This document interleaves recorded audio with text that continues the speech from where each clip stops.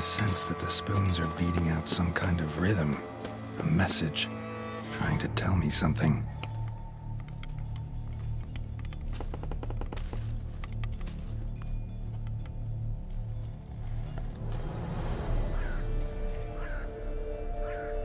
None shall sit and dine with you at your table.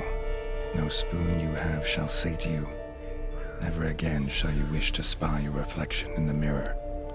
Sounds like a curse, all right.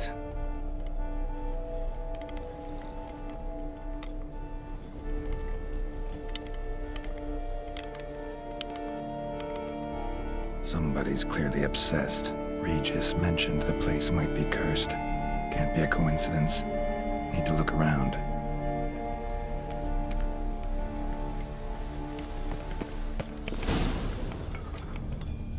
What a pigsty. Need to search it thoroughly. Find a way to collect some Wight saliva. Wight's obsessed. A real collector.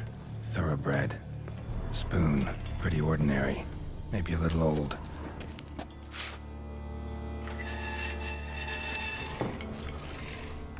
Spoon's incredible. The craftsmanship. Must have graced a rich man's table.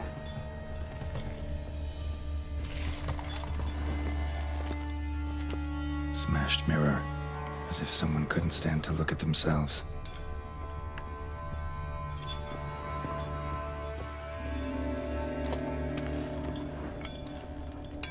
No spoon you have shall say to you. Whatever lives here treated that literally. Still searching for the right spoon. Another spoon. Yep, just as normal as the last one.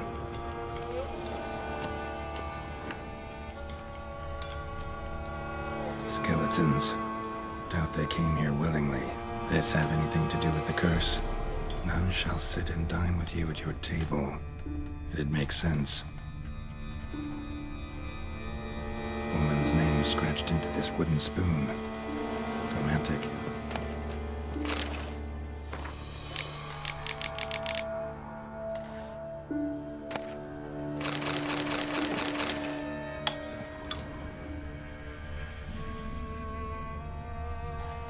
Right on, bit right off. Teeth all knocked out. Somebody tried to force feed him.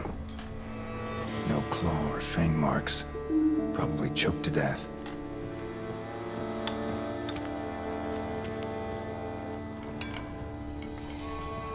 Wight's obsessed. Real collector. Thoroughbred.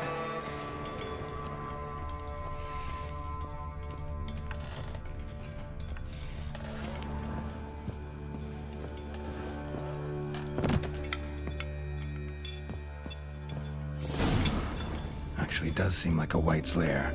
Bit atypical, but still. Cauldron should be somewhere around here.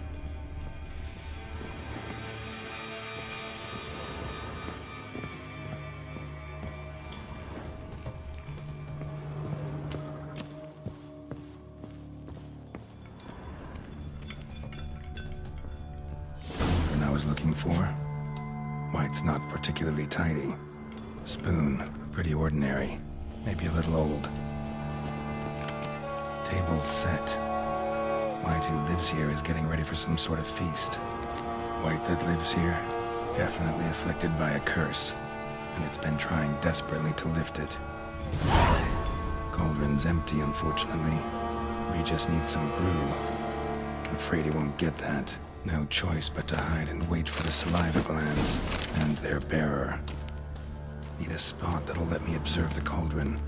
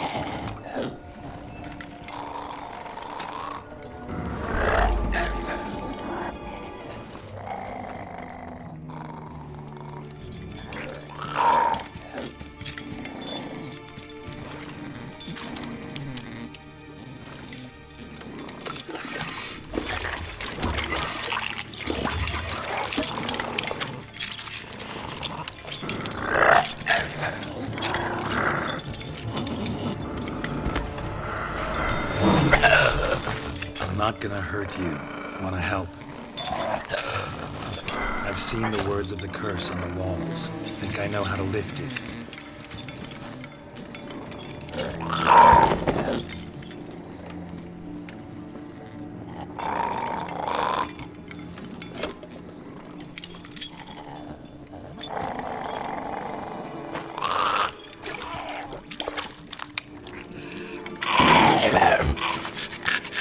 You tried to bring folk here, convince them to sit at the table with you, right? Well, I'm gonna be your guest now. Your willing guest.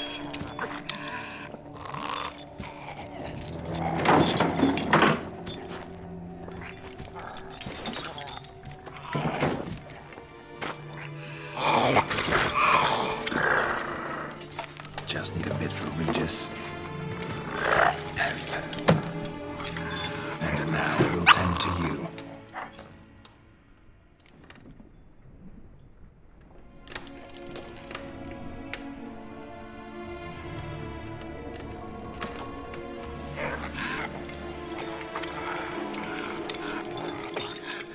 We can't use spoons. No, that won't work. You've been looking for a spoon that would feed you, but there's no such spoon. We need to eat without spoons.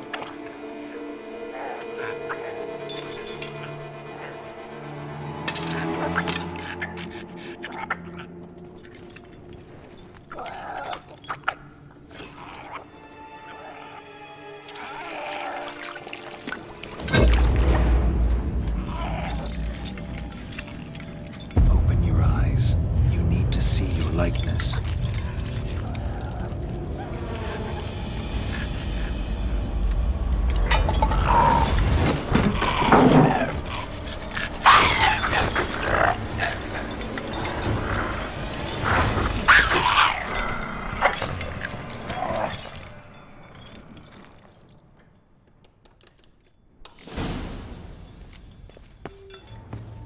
Think it worked. Just not quite like I expected. Need to see what happened to the Wight. Won't be hard to find given its stench.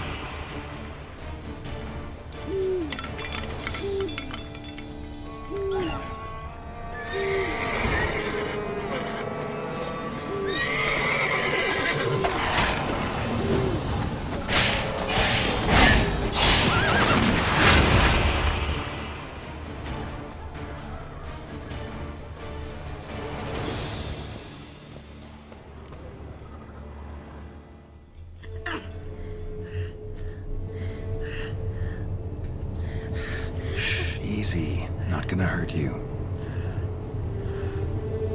Eat. I must eat.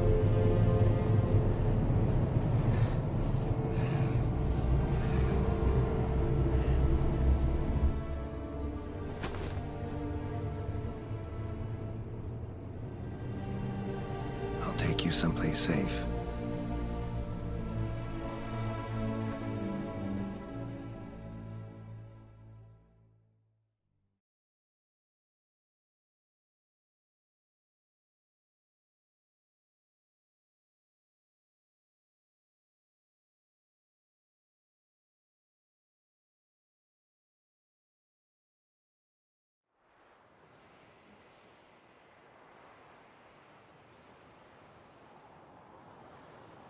So I took her by the hand and led her here.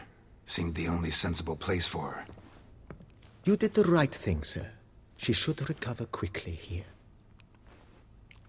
I'm deeply pleased, finally, to make your acquaintance, sir, though I do regret the specific circumstances. In all the commotion, I fear I neglected to introduce myself. I'm Barnabas Basil-Folty. And by order of the Duchess, I am to serve as your major domo at Corfo Bianco. Nice to meet you, Barnabas Basil. Love to talk more, but got urgent matters to attend to. While I'm gone, please make sure she gets everything she needs. Don't worry, sir. I shall see to everything. She is safe here and in good hands.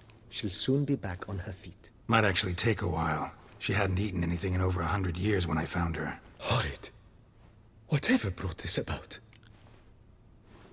Told me her story on the way here. Her name's Marlena. She was once the very beautiful and proud heiress to the Trastamara estate. One evening, when she was holding a banquet for friends, a beggar came to her gate seeking alms.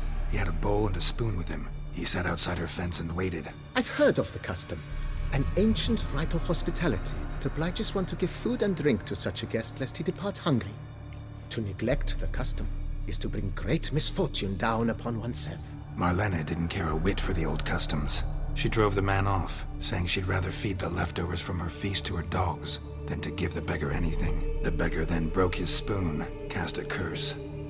She was beautiful, so he said she'd never wish to look at herself in the mirror again. Since she adored feasts, he swore no one would ever wish to sit and dine with her. And as she even refused him the crumbs from her table, he swore she'd never find a spoon in the world that would sate her hunger. A harsh punishment. I imagine lifting the curse was hardly simple. Curses are tricky. They play on irony. Always gotta figure out what the catch is. Marlena had spent decades looking for a way to lift it.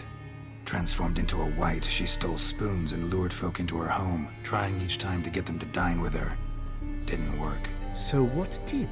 Someone had to sit down and share a meal with her, of their own free will. They had to eat without using spoons, and make her look at her reflection. That's it? That was all it required? Simplest solutions are sometimes the last that come to mind. Besides, when you're a wight, it's pretty damn hard to find willing human company for a feast. I imagine so. But, most importantly, it is now over. Please, don't worry. She will be in good hands here.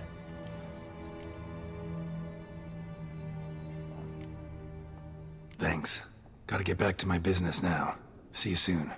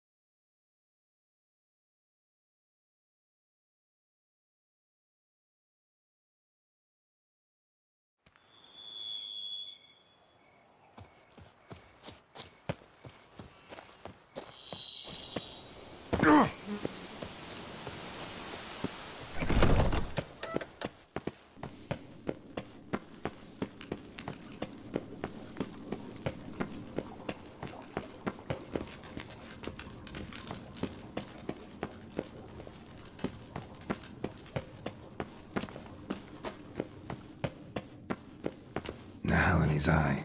Ought to use it.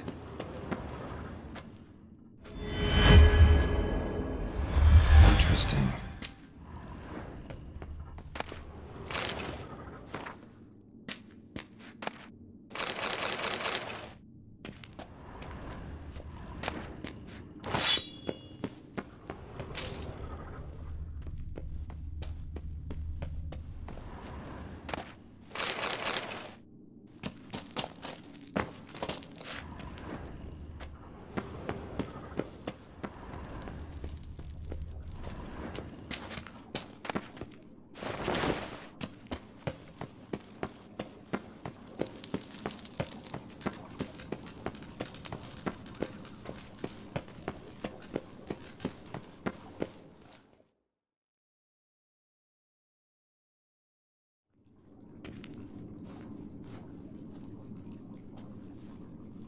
Think your friend's hand will make for a nice broth? You've clearly honed your sense of humor.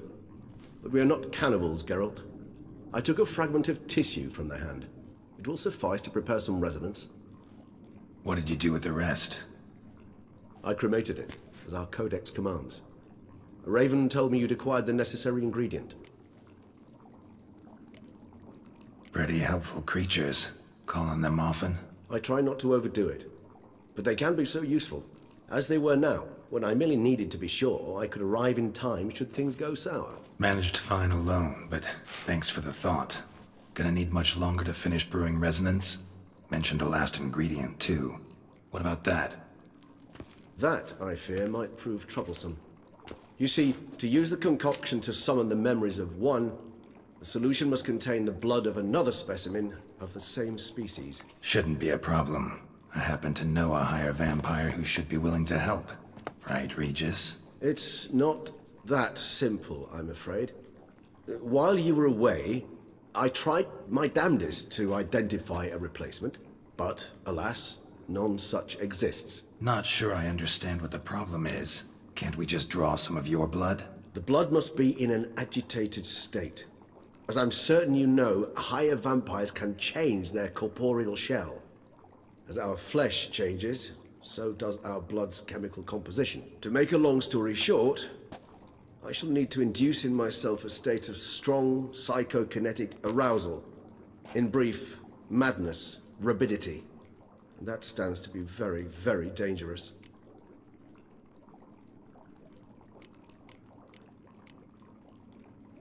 All right, so what do you want to do? We shall visit Teshem Mudna, an ancient vampire estate.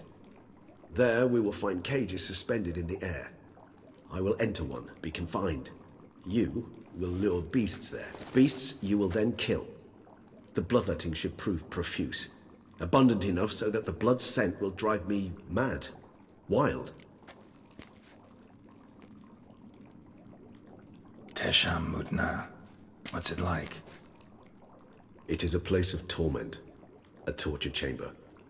Long ago, shortly after we'd arrived in this world, one among us named Kagmar developed such a taste and lust for human blood that in one night he could imbibe an entire village. This brought trouble on the entire species.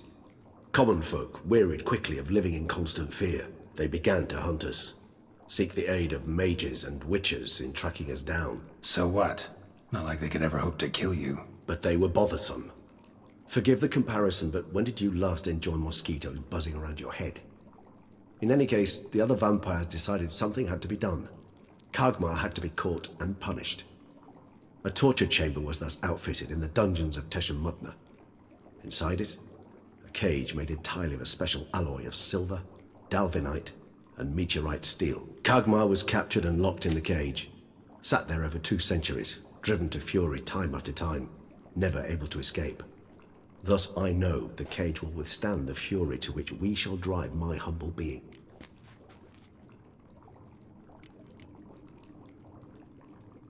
Little expedition's starting to sound dangerous. Think I better prepare. I understand completely.